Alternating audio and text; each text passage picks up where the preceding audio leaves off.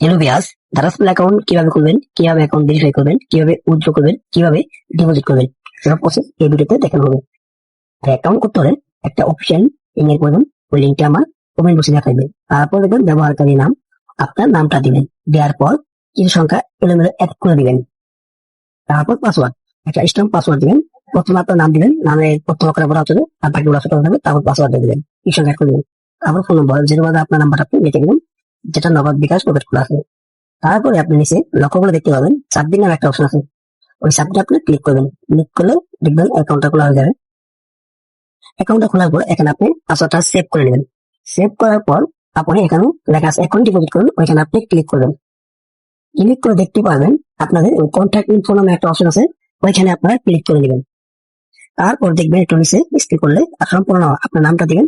তারপর জন্ম তারিখ, প্যানি কার্ডের যে জন্ম তারিখটা আছে ওইটা দিয়ে দিবেন। তারপর ফোন নম্বর মুখ ইমেল ভেরিফাই করতে হবে। ফোন ভেরিফাই জন্য ফোন নম্বর ওখানে যাচাই করুন, ক্লিক করুন। তারপর এখানে দেখবেন নিচে যাচাই করুন পাঠান, ওইখানে ক্লিক করবেন। তার সাথে একটা ওটিপি দিবে, ওটিপি ওখানে বসে দিন, তাহলে ফোন নম্বরটা ভেরিফাই হয়ে যাবে। কেউ ভেরিফিকেশন এখানে বুঝতে পারে না। ডিপোজিট জন্য ডিপোজিট অপশনে যাবেন, তারপর দেখবেন অনেকগুলো গেটওয়ে অপশন আছে, যেমন নগদ বিকাশ গেটওয়ে ফাইল। ডিপোজিট পেনাল যেরকম আছে ওরকমই থাকবে। তারপর আছে অ্যাকাউন্ট অ্যামাউন্ট, ঠিক আছে? অ্যামাউন্টটা বসাবেন আপনারা, যতটা ঢুকেন অ্যামাউন্টটা বসাবেন। যেহেতু আমি এখানে করবো অ্যামাউন্ট দিলাম।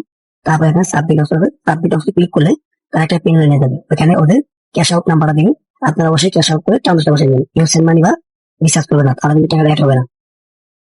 আমি দেখাই, তারা একটা কিন্তু গেটওয়ে দিল, এখানে তাদের কিন্তু একটা এই যে নাম্বার ছবি দেখেন, ওই নাম্বার আপনারা অবশ্যই ক্যাশ আউট করবেন। ওখানে সেন্ড মানি বা রিচার্জ করবেন না। ক্যাশ আউট করার পর ট্রান্সফার বসে দিবেন, তাহলে টাকা অ্যাড হয়ে যাবে।